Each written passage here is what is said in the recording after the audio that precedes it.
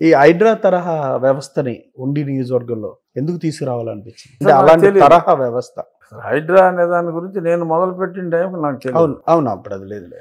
అదేంటంటే కాలువల పక్కన ఉన్న ఆక్రమణలో దానివల్ల మంచినీరు కలుషితం అయిపోతుంది. డైరెక్ట్గా వాళ్ళకి వేరే డ్రైన్లు ఉండవు. పంట కాలువ పక్కన ఇల్లు ఉంటుందో పైప్ పెట్టేస్తాడు పంట కాలువకి. అలా వాటర్ అంతా ఇందులోకి వస్తుంది. ఆ వాటర్ అంటే మీకు శానిటరీ ఇదంతా కూడా ఇటు వచ్చేస్తుంది. సో ఎప్పుడు జబ్బులే, అందరు ఎక్కడో దగ్గర విపరీతంగా జబ్బులు అలా నడుస్తుంది. పట్టించుకున్న నాదులు లేడు.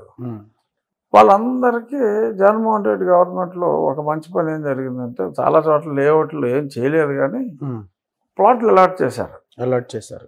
కన్వర్షన్ ఇవ్వలేదు, ఇచ్చారు. ఓకే. అయినా కొంతమంది అవి అమ్మేసుకున్నారు. ఇక్కడి నుంచి కదలకుండా ఇక్కడ ఇలాగే ఉన్నారు.